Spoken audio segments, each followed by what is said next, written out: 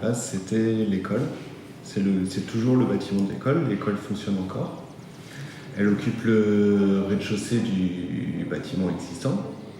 C'est un bâtiment ancien qui date du 19e siècle. Et au premier étage, à l'origine, il y avait l'appartement de fonction de l'instituteur, mais qui a été inhabité depuis de nombreuses années. Et dans le comble, c'était utilisé comme remise. Il n'y avait pas vraiment de fonction précise attribuée par la commune. La commune a voulu créer des nouveaux logements. Il y avait un besoin sur le hameau. Vous avez tablé sur combien le prix? Le prix, vous avez mis 14 000. Il n'y avait pas de prix. Ouais, au début, je n'ai pas regardé.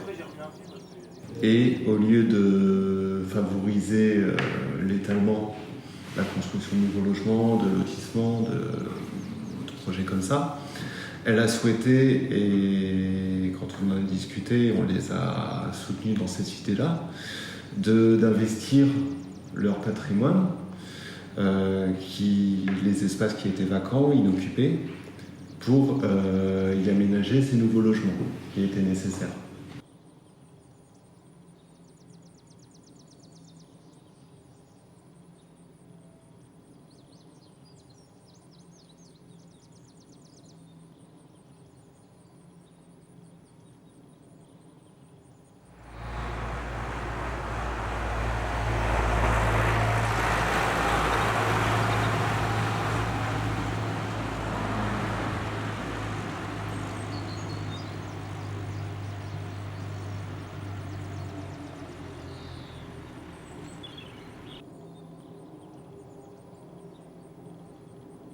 Et aussi, ce qui les a incités, c'était de subventions de l'État et que ça les a encouragés de se lancer dans le projet d'amélioration énergétique, thermique de l'habitat. Donc, on a dû, pour créer ces logements, déjà créer une nouvelle entrée propre à ces logements, puisqu'il y avait seulement l'entrée de l'école.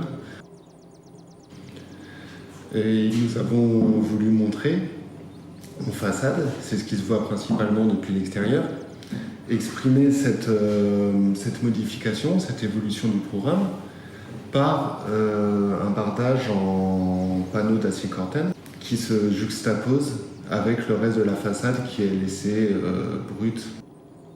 Et c'était un choix, effectivement, pour ne pas transformer tout le bâtiment, de garder une partie existante telle qu'elle est depuis des années, et que juste de souligner avec ce nouveau partie qui est incrusté dans le bâtiment par un langage plus contemporain.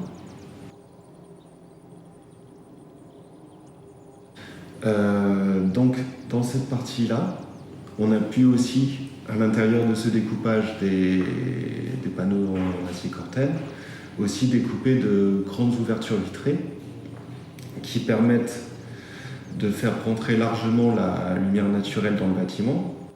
Et on a profité aussi du fait qu'il n'y avait pas de vis-à-vis en face de ce bâtiment.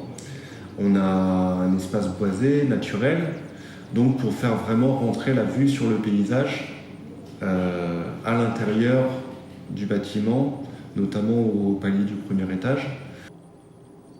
Mais de l'autre côté, en façade, à l'extérieur, on a pris le parti de conserver les ouvertures existantes. On a juste remplacé les fenêtres par des nouvelles menuiseries extérieures en bois. Donc, ce qui nous a permis de donner aussi une identité commune au projet entre les appartements, les espaces communs. On retrouve en façade toutes ces menuiseries ton vert tabac.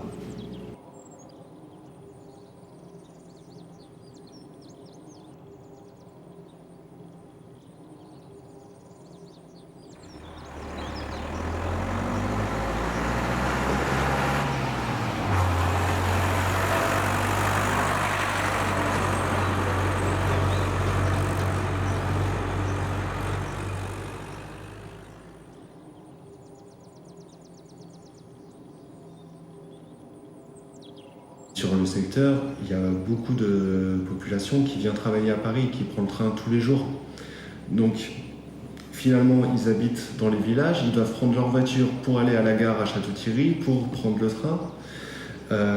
Donc le maire de la commune des Sommes-sur-Marne avait vraiment une réflexion qui est tombée pile à propos cette année, de concentrer les services, les zones d'habitation pour recréer des noyaux, pour qu'il y ait vraiment un centre de vie, une activité, des associations, que les gens ne se sentent pas seulement venir habiter et sans faire partie de la commune, sans faire partie intégrante de la population.